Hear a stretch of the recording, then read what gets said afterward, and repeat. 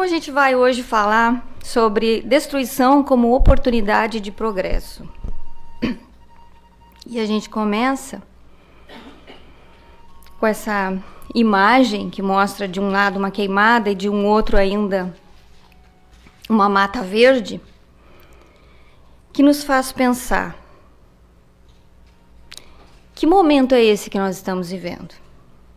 O que está vindo de novo para nós? Tem alguma coisa para a gente aprender?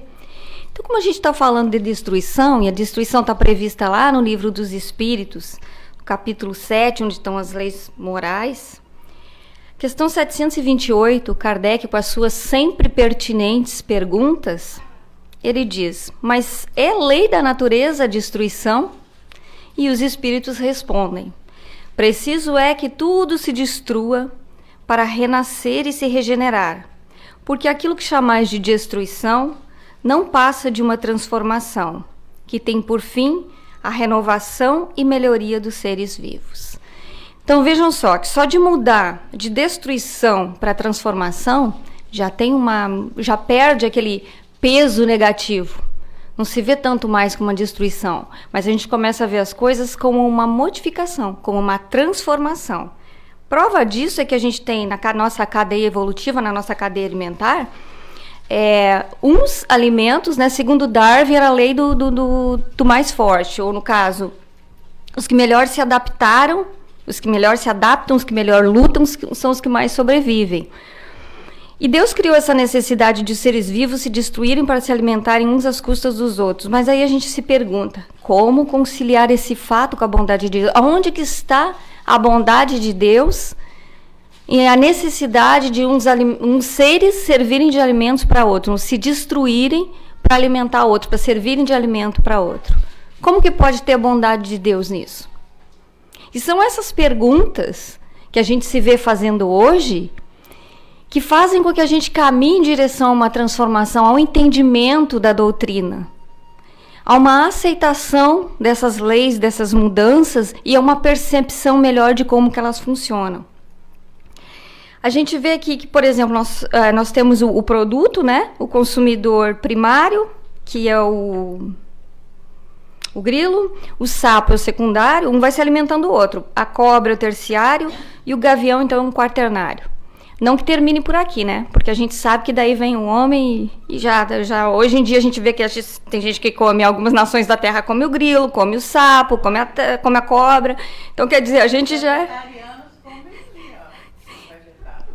exatamente.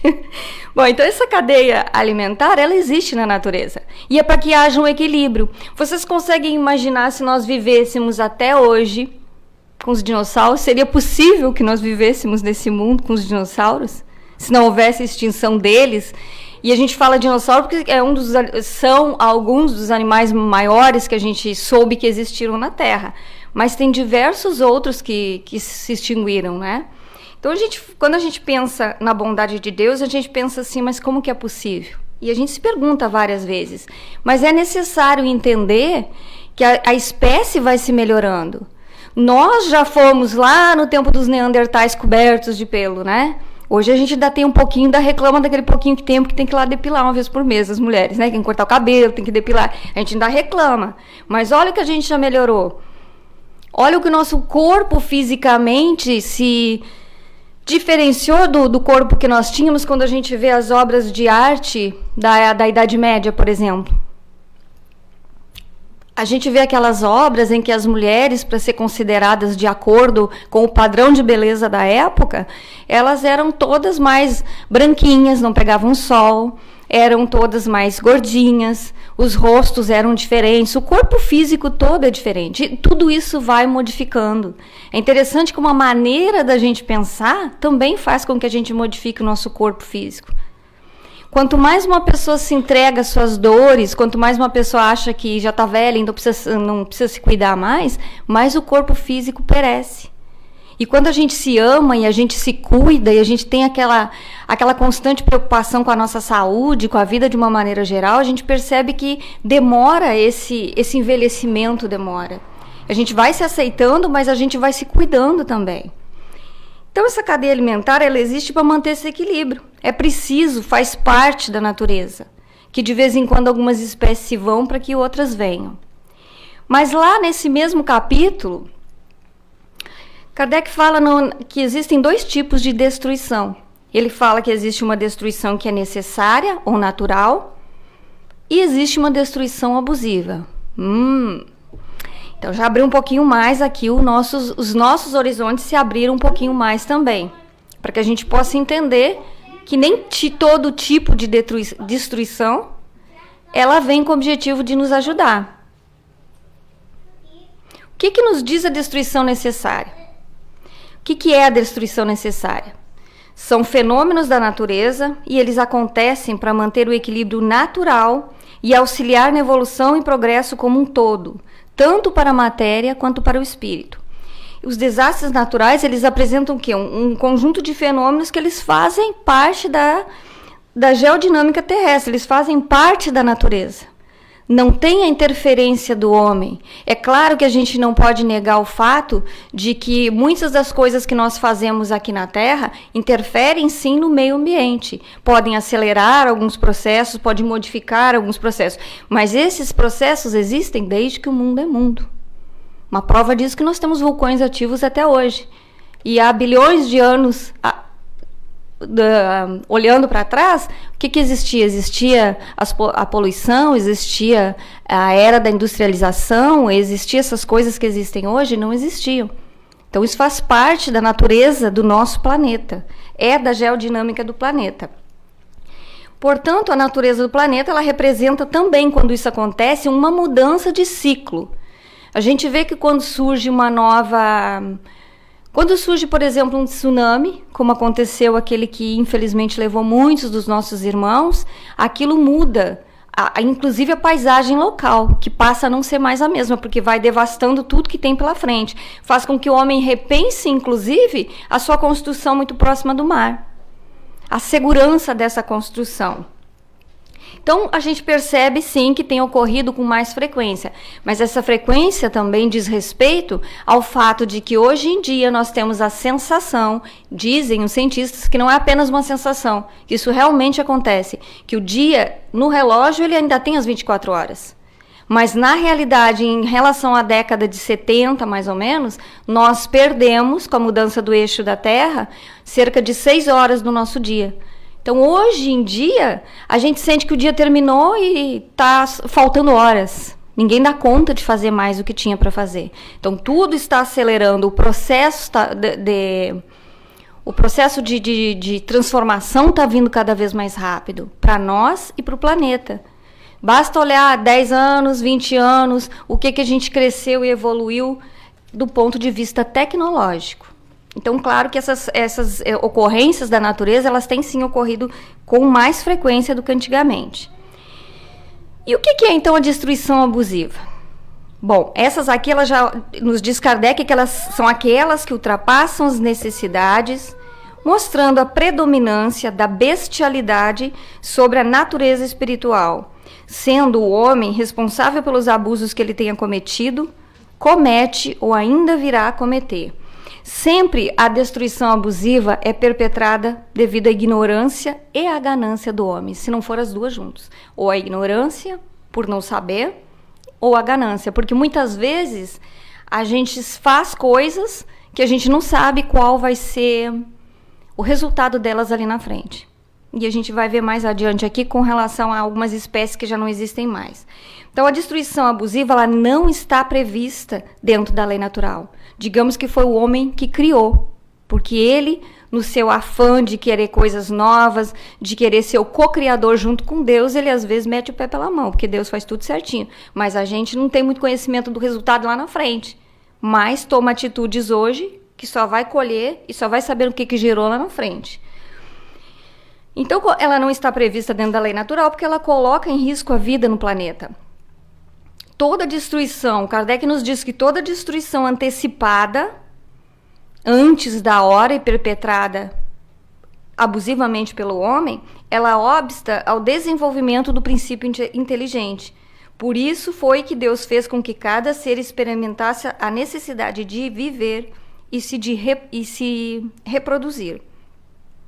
Bom, Se a necessidade de destruição existe e é para estabelecer um equilíbrio ecológico e psicológico, essa necessidade ela também é proporcional à natureza dos mundos, que é uma outra pergunta que Kardec se faz. Então ele pergunta assim, sim, mas em todos os lugares acontece dessa forma? E aí a gente já tem um conhecimento um pouquinho maior para poder dizer, provavelmente não. No mundo, como nós gostamos de falar, que nós temos conhecimento dentro do movimento espírita, de que Júpiter, sendo um planeta muito mais adiantado, por ser mais adiantado, os seres que o habitam também são mais adiantados, existiria essa necessidade de destruição? A gente se pergunta e ao mesmo tempo a gente responde que provavelmente não. Porque se os seres que já estão lá, já passaram por essa escola Terra, já aprenderam, já conviveram aqui, talvez tenham causado danos e já tido a oportunidade de recuperar esses danos, provavelmente no mundo onde eles estão hoje, um mundo mais etérico, nem é a mesma constituição material da Terra. Então aqui nós precisamos disso, faz parte do nosso planeta, mas em outros planetas não necessariamente ocorre da mesma maneira. Pode sim ocorrer, mas não quer dizer que seja da mesma maneira. Então a gente vê aqui como exemplos de destruição abusiva, ou melhor, desculpe, naturais, de transformação, as chuvas em excesso. Mas as chuvas em excesso, os alagamentos, que muitas vezes ocorrem em regiões onde não tem pessoas morando, mas vão levando tudo por diante, é perpetrada pela natureza, não pelo homem. Mas nas cidades, o homem tem a sua participação. Quando cada um de nós que come uma balinha, um chiclete, joga um lixinho no chão, joga um papelzinho de bala e não se responsabiliza, e não tem a noção do mal que pode causar, quando entope um bueiro e acontece como na imagem 1, onde a cidade fica cheia d'água, onde as pessoas perdem muitas vezes seus entes queridos, muitas vezes os seus únicos bens materiais também. Mas os alagamentos e as chuvas são coisas do nosso planeta também. Tem épocas que chove mais, nós temos fenômenos como o El Niño e o Laninha, que mudam totalmente a nossa atmosfera, a nossa estação, fazem que ocorra em estações frias como o inverno tem calores, como está acontecendo no Brasil agora, né? No Rio Grande do Sul semana passada estava 2 graus, ontem estava 30.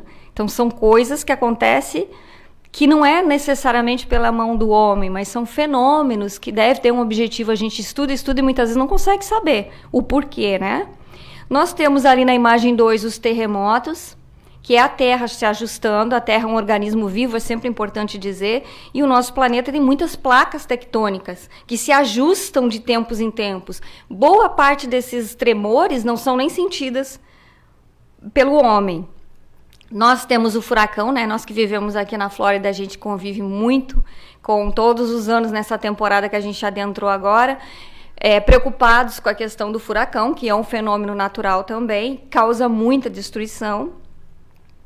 Nós temos os vulcões, que existem muitos que estão ativos até hoje, e aí a gente às vezes se pergunta assim, nossa, mas por que vulcões que têm bilhões de anos continuam ativos? Porque a Terra é viva, ela está ativa. São mecanismos que a Terra se utiliza para fazer com que a pressão que está lá dentro possa sair. E até nisso a gente vai ver também que existe possibilidade de transformação e de crescimento. Na imagem 5, a gente vê também ainda resultado de tremores de terras, muitas vezes arrebentam barragens também, como aconteceu com Mariana recentemente no estado de Minas, no Brasil, né? Foi uma mistura de duas coisas, né? O homem foi lá e mexeu na natureza sem ter muito conhecimento, não fez talvez tão bem feito quanto devia, e sabe-se lá o que foi que promoveu. Pode ter sido um pequeno tremor, até pode ter sido. Pode ser só falha do homem? Também pode ter sido só falha do homem. E a gente tem os ciclones, né, que também tem acontecido, não acontecia no nosso país de origem, que é o Brasil, tem acontecido bastante, inclusive no sul do Brasil, era uma coisa que a gente nunca tinha ouvido falar em ciclone, e traz também bastante destruição. Então, todos esses desastres naturais, eles podem sim ser potencializados devido à falta de cuidado que o homem tem com o meio ambiente. Quando a gente vai lá e interfere no meio ambiente sem ter conhecimento, muitas vezes a gente pode estar gerando um cataclismo ainda maior do que aquele que a natureza já nos mandou. E isso sempre com o objetivo de fazer com que a gente preste atenção. Quando é que a gente aprende? É com acerto ou com erro? O acerto muitas vezes passa batido, a gente nem tem noção de que fez ou não fez a coisa certa, porque passou de reto. Agora, quando a gente erra, a gente precisa voltar e repensar as nossas atitudes. Então, aqui a gente vê uma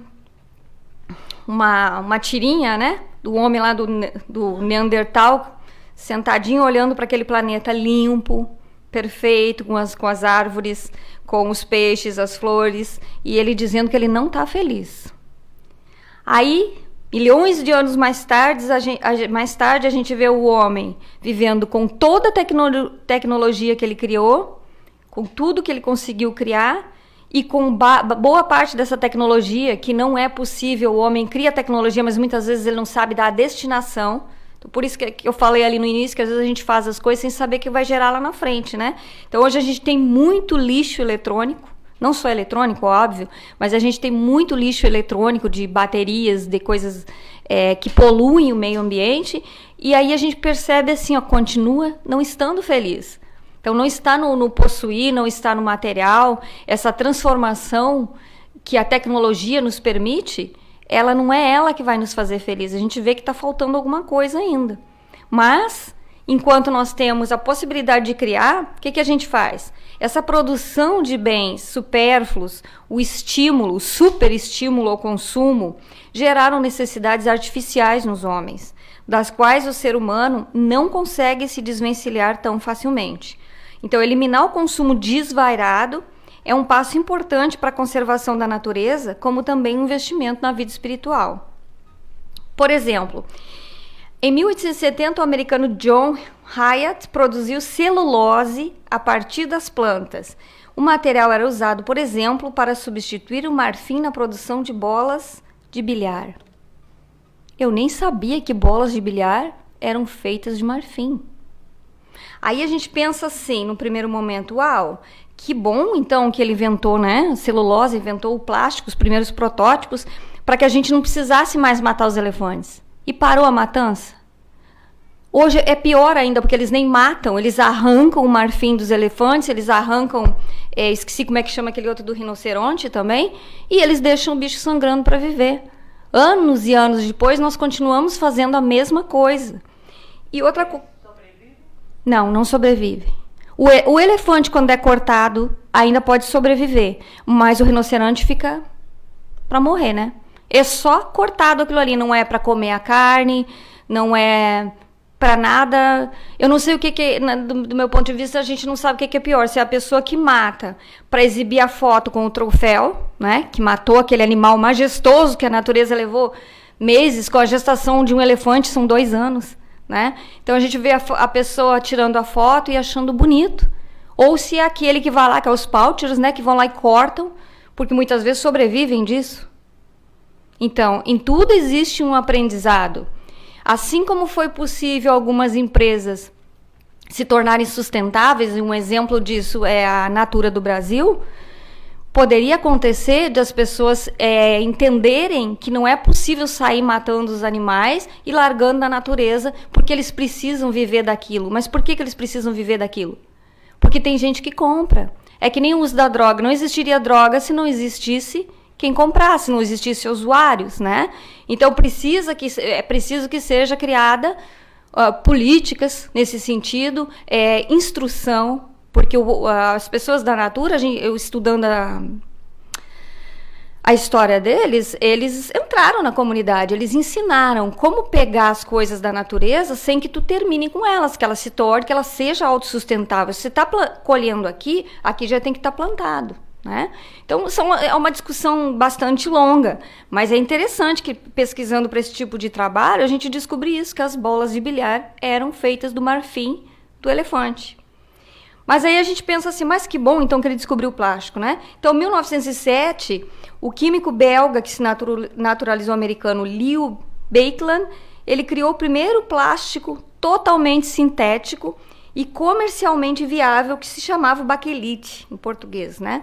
Então começava ali, em 1907, a era dos plásticos modernos, que era feito à base de petróleo, carvão e gás natural.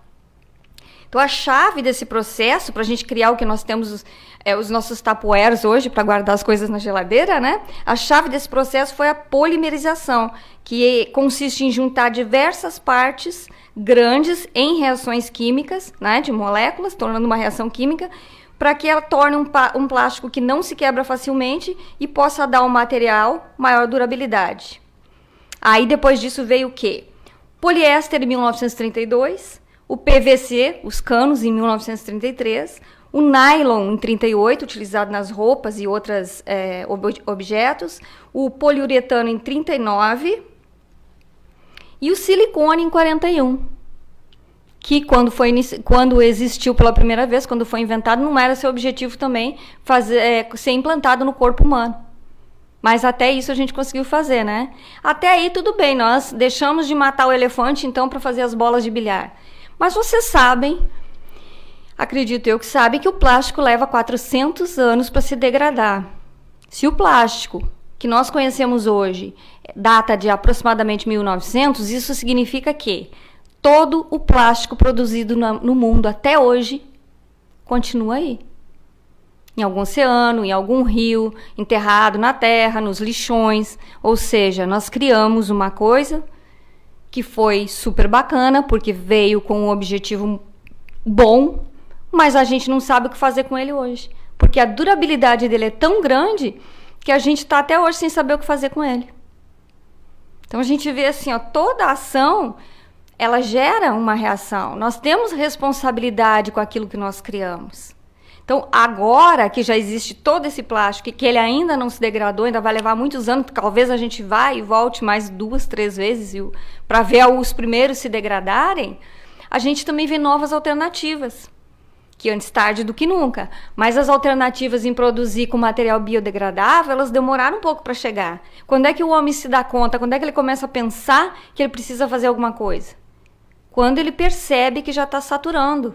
Quando a gente vê que os nossos oceanos estão cheios de plástico, de metal, quando a gente encontra um animal marinho preso numa rede, ou a gente encontra uma tartaruga que, quando pequenininha, passou no meio de uma tampa de garrafa, tampa não, aquelas que a gente compra quando vem vários, duas ou mais embalagens de latinhas ou de suco. Isso, que tem assim redondinho em caixa, né? A gente já vê hoje uma tartaruga. Vocês conseguem imaginar uma tartaruga com cintura? Então, a gente vê na internet uma tartaruga com cintura. Porque o bichinho teve o azar de, quando pequenininho, passar no meio daquele círculo, ficou preso, o resto do corpo se desenvolveu, não se sabe como, e tá lá, dessa finurinha.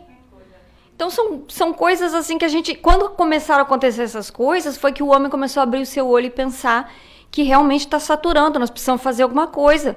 E essa uma coisa não é jogar no lixo no mar, por exemplo. Criar ilhas artificiais, como alguns países criaram.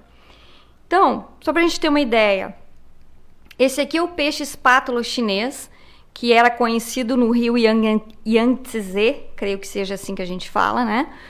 Esse peixe, olha que animal majestoso. Eu digo, é um pequeno gigante, né? Ele atingia até 7 metros de comprimento. E tinha demais nesse e em outros rios da China, que esse é um dos principais rios da China. Em janeiro desse ano, a revista Science of the Total Environment publicou oficialmente a extinção do peixe espátula gigante chinês. Agora, 17 anos depois, foi publicada, mas na realidade o último peixe espátula foi visto na natureza em 2003, quando eles conseguiram capturar uma fêmea e tentaram fazer com que ela, em cativeiro, pudesse reproduzir, e ela morreu um mês mais tarde. Ele não sobreviveu à ganância do homem. Na época, tenho certeza que quando os chineses resolveram construir uma represa nesse rio que abrigava esse peixe, eles não tinham noção de que no futuro essa e outras espécies desse rio e de outros, elas estariam ameaçadas de extinção. E só como forma da gente ter uma noção do tempo que esse animal, que a espécie dele vinha sobrevivendo, ele e os parentes próximos, essa espécie tem nada mais, nada menos do que 200 milhões de anos. Então, ainda era um animal pré-histórico. Ele sobreviveu à extinção dos dinossauros, que não se sabe, né, o que realmente acabou com os dinossauros, mas dizem os cientistas que pode ter sido uma nova era do gelo e que pode ter sido criada devido a um asteroide, né, que caiu na Terra. Imagina, esse animal se adaptou, sobreviveu, os outros todos se exterminaram e ele vinha sobrevivendo até hoje. Ele foi cair na mão de quem? Foi ficar na mão do homem. Por que a gente constrói barragens? A gente constrói barragens no primeiro momento porque a gente quer abastecer uma cidade, a gente quer que mais pessoas tenham acesso. Então a ideia por trás era boa. A ideia era boa, é criar mais acesso das pessoas à água potável, à água que possa ser puxada, à água que vai para a torneira, à água que cria eletricidade, por exemplo. Mas eles só se deram conta do erro que cometeram a partir de 1970. E qual foi o erro que eles cometeram? Não ter estudado esse animal antes e não saber que ele tinha, quando vivo, óbvio, um lugar específico para desova. Quando foi construído, mudado o curso do rio, construído uma represa, deixou de existir o local da desova. E toda a população de peixe que até ali existia morreu. Um peixe que até a década de 70, mais ou menos antes da construção da usina, da barragem, eles chegavam a, por ano, aproximadamente, pescar 25 toneladas desse peixe. Então a gente vê assim, nossa, é complicado. É complicado, mas já foi, como tantas outras espécies estão se terminando, né? Mas aí também é importante a gente colocar também o fato de que novas espécies terminaram. Ok, mas nem tudo está perdido, não vamos nos desesperar. Só no ano de 2009 foram encontradas e catalogadas, não só encontradas, que encontradas tem muito mais, mas encontradas e catalogadas 71 novas espécies de animais, dentre eles peixes, até um primata novo foi descoberto. Então pode ser que ele até já existia, nós é que como não conseguimos, graças a Deus, explorar toda a Terra, a gente, né, não sabia que ele existia, mas é bom a gente colocar isso, né? Nunca perder de vista a nossa história, do que a gente já fez, do nosso passado, mas saber que no dia a dia está se renovando, algumas espécies se vão para dar lugar a outra. Não tem como a gente falar de destruição da natureza sem falar do coronavírus, né? Da Covid-19, que é uma doença, até onde se sabe, é uma doença respiratória infecciosa aguda causada pelo SARS-CoV-2, um subtipo de coronavírus. Foi detectado pela primeira vez em Wuhan, na China, em dezembro de 2009, e está atualmente a alastrar todo mundo, sendo considerada uma pandemia. Acredito que a primeira pandemia realmente, né, que espalhou pelo mundo todo e muito rápido. Covid não existiu, não foi catalogado, digamos assim, agora. Se a gente olhar lá os nossos vidrinhos de Lysol, que a gente usava para fazer a asepsia das nossas casas, do nosso banheiro, a gente vai ver que ele já existe. O que acontece é que existe até uma briga hoje de dizer que o homem que modificou, e a gente não sabe até que ponto é verdade ou não, mas não importa se ele é natural ou modificado pelo homem, que ele já existia. Agora a gente está lidando com um subtipo, uma mutação. Então, que importa alguma coisa se ele foi criado pela natureza ou pelo homem? Não importa, ele está aqui, está entre nós. Esse é o motivo pelo qual a gente tem que estar com esse afastamento, com esse distanciamento social, onde muitas perdas irreparáveis aconteceram, perdas de vidas, perdas de trabalho, perdas de sonho. Todas essas perdas são destruições dos nossos sonhos. E tudo isso faz parte do nosso transformar, para nós crescermos com tudo isso. Aqui eu trouxe para a gente falar, não sei se as pessoas que estão nos vendo, nos ouvindo, nos acompanhando, já ouviram falar da Neide Santos. A Neide Santos, ela criou o projeto Vida Corrida no Capão Redondo, que é uma das comunidades mais carentes e violentas de São Paulo. Aqui está a foto dela e dela no projeto ali com as crianças e todos eles, né? Por que a gente trouxe isso daqui? Porque a gente quer falar da natureza, sim, que é onde nós vivemos, é a nossa casa, é o planeta Terra, mas a gente também tem que lembrar que, por conta dessa pandemia que a gente está vivendo, mas não só pela pandemia, mas por outras perdas, por outra destruição de sonhos, de vidas. Às vezes se destrói um matrimônio, se destrói uma relação patrão-empregado, alguém que precisou sair, veio viver aqui por algum motivo, teve que voltar para o país de origem sem querer. Então tudo isso destrói, tudo isso nos faz transformar. E eu achei interessante trazer essa história da Neide. A Neide é uma baiana que tem 58 anos hoje, porque ela tem uma história muito interessante de destruição dos sonhos dela. Tem uma palestra muito bacana, caso alguém queira procurar, onde ela mesma conta a vida dela. Então, o que vai ser dito aqui foi contado por ela. Aos 6 anos de idade, ela é levada da Bahia para São Paulo para adoção. Ela foi dada para adoção. Nesse levar, pela primeira vez, ela foi abusada. E desde então ela foi abusada dos 6 aos 10 anos de idade. Ela não frequentou escola, ela não brincava, ela apenas trabalhava. E a sua vida seguiu assim. Nessa dificuldade, nessa tristeza de levar uma vida sofrida, de já ser desde criança doada e ao mesmo tempo abusada. Aos 18 anos, segundo palavras dela mesma, ela conhece o príncipe encantado. Segundo ela, o príncipe encantado não era loiro, não tinha olhos azuis, não tinha um cavalo branco, não tinha sequer um tênis branco. Ele era negro, pobre, do Capão Redondo, morava num barraco, não morava num palácio. E os dois se apaixonaram, e ela casou com ele, e tiveram um filho, e foram morar com a sogra. E essa pessoa procurava trabalho, uma situação difícil, uma vida de sofrimento. Então a gente tem que olhar para o sofrimento do outro e entender que não é só o Covid que está nos fazendo sofrer. Nós estamos sofrendo porque nós estamos dentro de casa com todo o nosso conforto. E histórias como a da Neide. O que acontece com a Neide? A Neide, com criança pequena, morando com a sogra na favela, num dos lugares mais pobres, o marido bota a carteira de trabalho no bolso e sai para procurar emprego. Horas depois a notícia. Confundido com um bandido, mandado gritado para ele parar, a pessoa já mora numa favela, morre de medo de polícia, o que faz? Não para, é alvejado pelas costas e morre. Deixa ela com um filho pequeno para cuidar. Ela segue sua vida, passa pelas suas dificuldades, casa novamente, tem mais 2 filhos, a vida passa, tá tudo ok, dentro dos conformes, e desde o primeiro casamento, a Neide tem uma história interessante, porque ela largava os fantasmas dela, digamos assim, ela saía para correr. E naquela época, não era bem vista uma mulher correndo na rua de short curtinho numa comunidade carente. Ainda hoje talvez não seja, né? Então ela diz que muitas vezes as pessoas diziam: por que esse short tão curto? Vai para casa, vai cuidar do teu marido, vai achar um tanque de roupa para lavar, né? Vai cuidar da tua vida, o que tu quer correndo na rua? Mas era onde a Neide buscava forças. E à medida que a vida vai passando, ela já não vai sendo tão desrespeitada mais. O filho Mark, que é o primeiro filho, né, do primeiro marido, do primeiro casamento, o Mark cresce, ele casa, ele tem 2 filhos, e ele sempre dizia para ela que ela deveria cuidar das crianças da comunidade, com o exemplo que ela dava.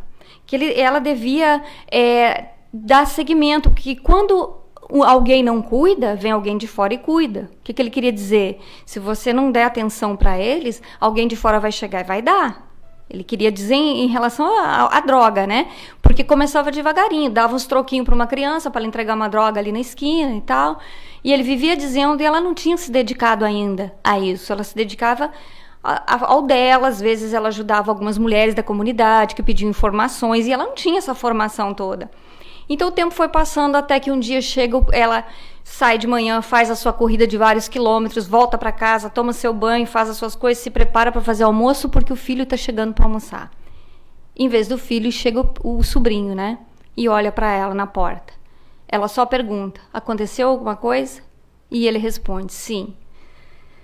Naquele dia, mais uma vez, o mundo da Neide se destrói, porque o filho foi morto por um adolescente de 14 anos. Imagina. E aí o mundo dela se destrói, os sonhos se acabam pela segunda vez. E o que a Neide começa a fazer? Se desespera no primeiro momento, se revolta, como seria normal que todos nós humanos fizéssemos, mas ela começa a lembrar das palavras do filho. Cuida, porque se você não cuidar, alguém vai cuidar. Dá atenção, porque se você não der, alguém vai dar. Então ela pega a dor dela todinha e transforma. Ela sai e começa a fazer trabalho com as crianças da comunidade. Resumo da obra, para não me estender muito aqui. A Neide, não lembro exatamente em que ano, ela concorreu com isso. Isso virou um projeto social, com apoio de pessoas que tinham conhecimento de como fazer. E nessa época ela já tinha muita criança, ela estava praticamente vivendo para essas crianças. Ela teve uma ajuda de uma pessoa que instruiu para que ela participasse de um projeto onde, se ela fosse a vencedora, né, o projeto dela fosse o vencedor, ela teria apoio para continuar o projeto, porque o projeto era todo feito com o suor dela, digamos assim, né? Ela dava o que ela tinha em condições de dar, mas as crianças precisavam muito mais do que isso, precisavam de materiais, precisavam de roupa, muitos, inclusive, de alimento, coisa que nem sempre ela tinha condição de fazer. Então, ela concorreu com projetos como, por exemplo, pessoas ligadas ao vôlei, mulheres, era só para mulheres esse projeto, mulheres que transformassem vidas. E aí apareceu projetos de grandes estrelas brasileiras ligadas ao vôlei, ao basquete e por aí vai. E ela humildemente participou e ela foi escolhida. O projeto da Neide venceu e a Neide até hoje é bancado o projeto dela. Ela não, porque ela deixa bem claro que todo esse dinheiro dessa ONG, que isso foi transformado numa ONG, fica para essas crianças que são atendidas, que eu nem sei mensurar o tanto de crianças que são atendidas hoje. Mas, enfim, ela é hoje patrocinada, o projeto da Neide, nada mais, nada menos que pela Nike. Então, veja só, a pessoa utilizou aquela dor, a destruição dos seus sonhos, da sua vida, mais de uma vez, para transformar em um projeto social, onde hoje ela diz que se existe uma pessoa feliz nesse mundo é ela.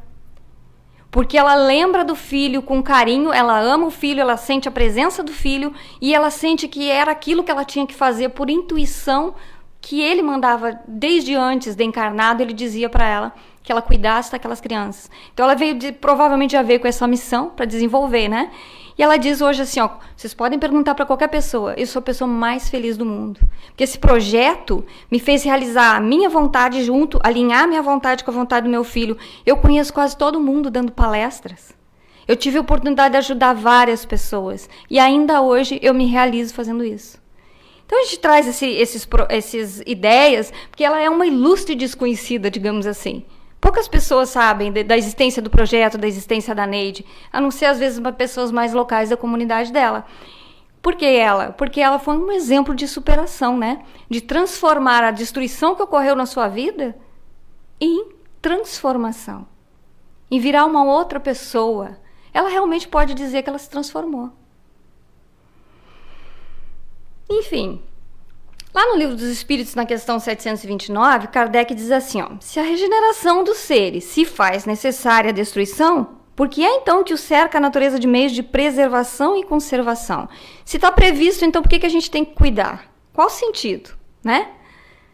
A fim de que a destruição não se dê antes do tempo, porque toda destruição antecipada obsta ao desenvolvimento do princípio inteligente.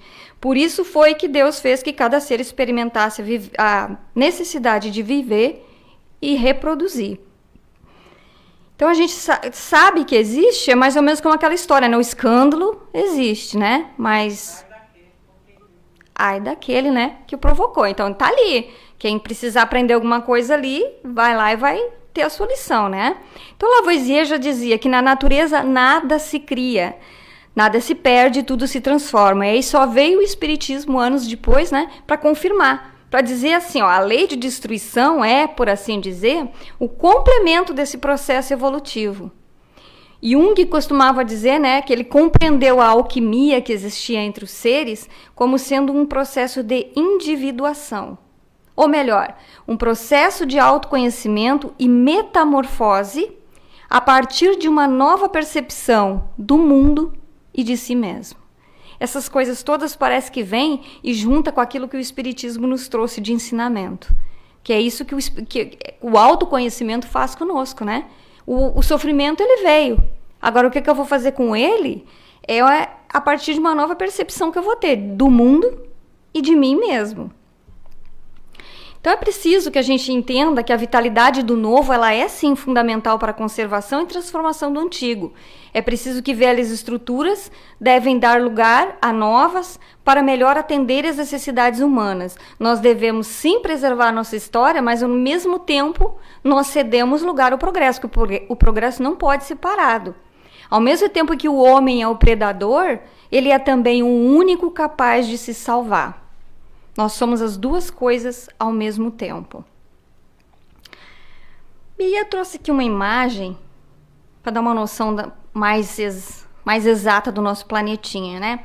Essa imagem aqui foi capturada no dia 24 de dezembro de 68 pela espaçonave Apollo, que foi a primeira missão tripulada a orbitar a Lua. Estavam presentes os astronautas Frank Borman, Bill Anders e Jim Lovell, que eles entraram na órbita lunar e fizeram uma transmissão ao vivo mostrando fotos da Terra e da Lua, vistas do espaço. E eles fizeram a leitura do livro da Gênesis, nesse momento.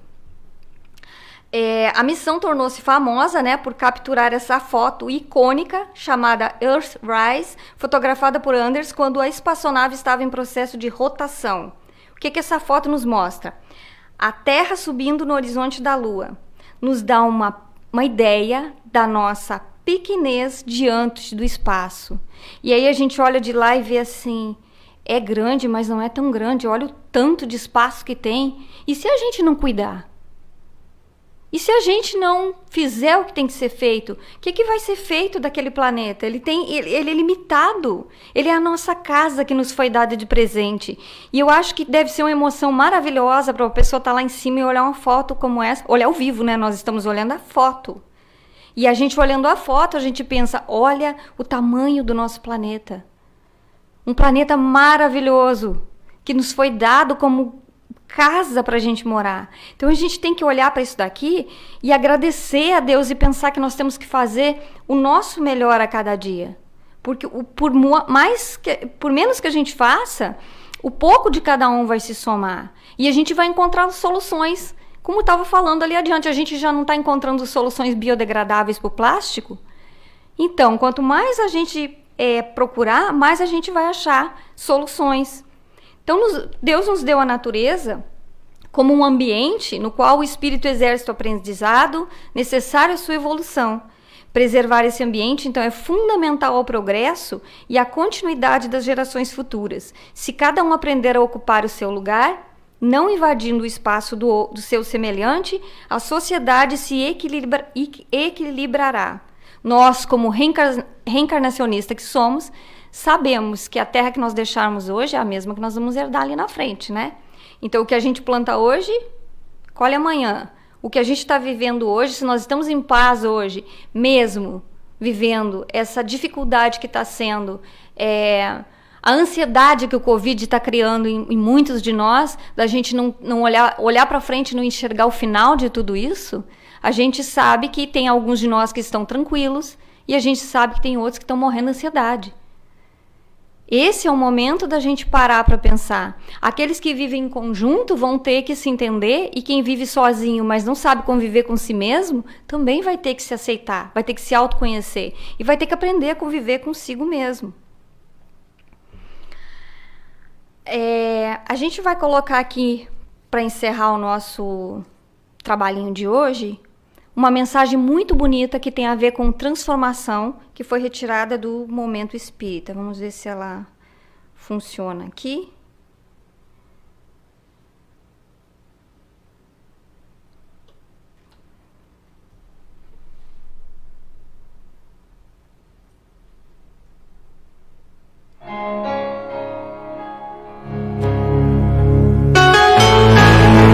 Está no ar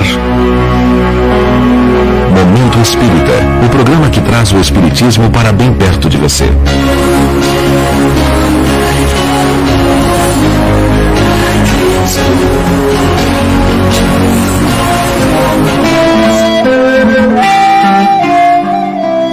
O progresso que buscamos. O progresso que buscamos pode se apresentar de forma complexa, ou se mostrar através de algo singelo.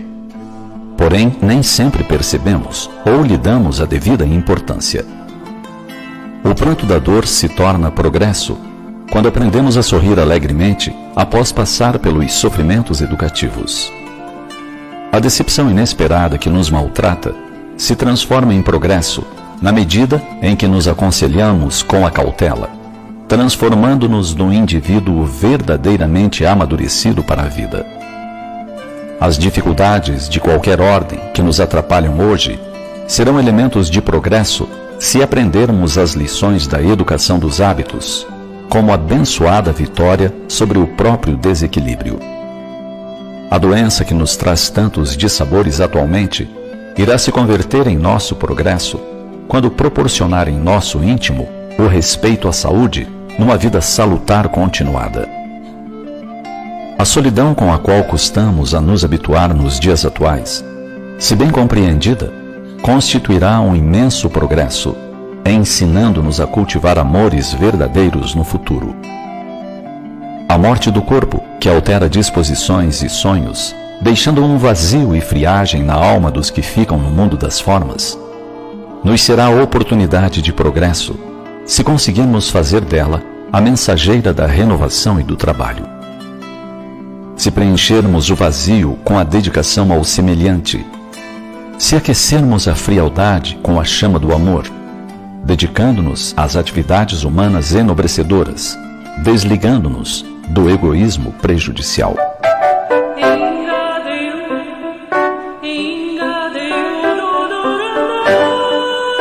Reflitamos e não fixemos o olhar somente no ângulo aparentemente infeliz das coisas e circunstâncias que encontramos na vida. O progresso está em tudo que a vida nos traz. Lembremos sempre que acima de nossa visão limitada e imediatista, existem planejamentos detalhados para nossas existências, visando sempre o nosso bem. Não somos uma alma abandonada num mundo em decadência. Somos um espírito com planos de desenvolvimento num mundo de progresso constante. É chegado o tempo da fé raciocinada, de acreditar nas coisas sabendo o porquê. É chegado o tempo de descobrir que Deus, a inteligência suprema, a causa primeira de todas as coisas, rege os mundos através de leis perfeitas, e a lei do progresso é uma delas. Assim, comecemos a ver as dificuldades que surgem, não mais como obstáculos, mas como oportunidades que a vida nos oferece para crescer. Pensemos sobre o assunto, reflitamos mais sobre os acontecimentos e ampliemos a visão que temos da vida. É chegado o tempo da compreensão raciocinada.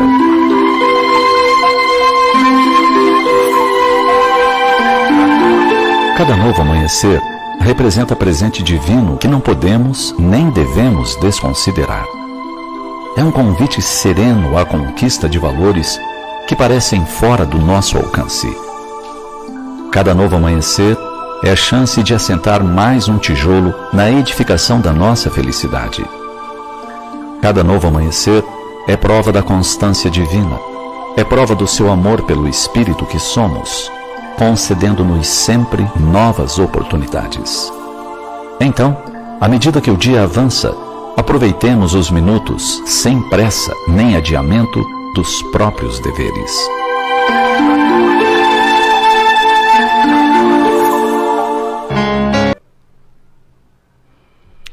E assim nós encerramos então nosso estudo de hoje, deixando essa reflexão muito bonita de Joana de Ângeles através da psicografia de Divaldo Franco, lembrando sempre que nascer, morrer, renascer ainda e progredir, sempre tal é a lei.